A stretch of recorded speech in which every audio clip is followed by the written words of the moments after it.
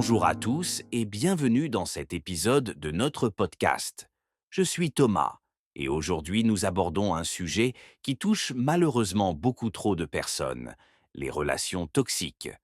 Pour m'accompagner et partager son expertise, j'accueille Sarah, psychologue spécialisée dans les relations interpersonnelles. Bonjour Sarah. Bonjour Thomas, et bonjour à tous nos auditeurs. Je suis ravie d'être avec vous aujourd'hui pour explorer ce sujet important. Sarah, commençons par une question fondamentale. Qu'est-ce qu'exactement une relation toxique? Comment la définir? Une relation toxique, Thomas, c'est comme une maison qui s'affaisse lentement sous le poids d'importantes quantités d'eau. À force, l'eau finit par briser les vitres et vous risquez de vous noyer.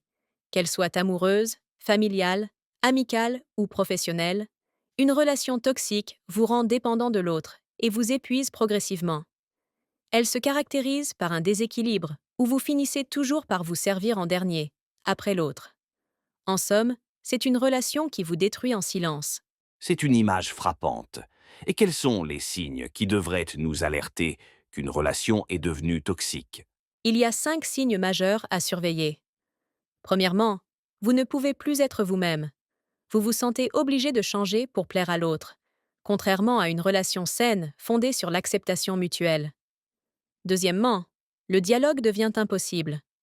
Les discussions ne mènent jamais à des améliorations, mais génèrent plutôt de nouveaux conflits. Troisièmement, vous ne vous sentez pas en sécurité. Vous êtes constamment sur vos gardes, redoutant les réactions imprévisibles de l'autre, qui souffle le chaud et le froid. Ces premiers signes sont déjà très révélateurs. Quels sont les autres? Le quatrième signe est le développement d'une codépendance. Contrairement à une relation saine qui permet l'épanouissement individuel, la relation toxique crée une dépendance, où vous donnez plus que vous ne recevez. Et enfin, votre estime de vous s'érode progressivement.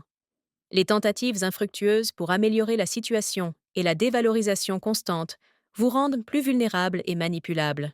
J'imagine que derrière ces relations se cachent différents types de personnes toxiques. Pouvez-vous nous en dire plus sur ces profils? Effectivement, on peut identifier plusieurs profils. D'abord, ceux qui exploitent la dépendance émotionnelle, dont l'objectif est de vous endormir pour mieux vous contrôler. Ensuite, les personnes qui rabaissent constamment les autres, souvent des pervers narcissiques reproduisant des schémas qu'ils ont eux-mêmes subis. Il y a aussi ceux qui pratiquent le chantage émotionnel, utilisant menaces ou secrets pour maintenir leur emprise. Sans oublier ceux qui se victimisent, se faisant passer pour des victimes alors qu'ils sont les manipulateurs. Et enfin, les égoïstes, qui font toujours passer leurs intérêts avant les vôtres. C'est effrayant de voir combien ces profils sont variés et insidieux. La question que beaucoup se posent est: comment sortir d'une relation toxique quand on s'y trouve piégé? La sortie se fait en plusieurs étapes cruciales. D'abord, il faut admettre que vous êtes victime et écarter le sentiment de culpabilité qui vous paralyse. Ensuite, prenez la décision ferme de sortir de cette relation, en mesurant bien ce que cela implique. Pression, regrets, pertes éventuelles. L'étape suivante est de couper les liens. Limitez au maximum les contacts pour vous protéger de l'emprise toxique. Et une fois qu'on est sorti de cette relation, comment se reconstruire? La reconstruction est essentielle. Recentrez-vous sur vous-même et vos projets personnels. Rapprochez-vous progressivement des autres, mais avec prudence. Tenez bon face aux tentatives de l'autre de reprendre le contrôle, car elles seront probablement nombreuses. Et surtout, parlez de votre expérience. Le silence est le plus grand allié des manipulateurs. N'hésitez pas à consulter un professionnel si nécessaire. Mais que faire si on ne peut pas complètement couper les ponts, par exemple dans un cadre professionnel ou familial? Dans ces situations, plusieurs stratégies peuvent vous aider. Choisissez vos combats. Tout ne mérite pas une confrontation. Limitez les interactions au strict nécessaire et créez des espaces sains ailleurs. Apprenez à ne pas prendre les choses personnellement. Leur comportement reflète leurs problèmes, pas vos défauts. Utilisez une communication assertive pour exprimer clairement vos besoins, sans agressivité. Fixez des limites strictes sur ce qui est acceptable ou non. Et surtout, prenez soin de vous et cultivez votre réseau de soutien. Amis, famille ou professionnels, qui peuvent vous offrir perspective et réconfort. Ces conseils sont précieux.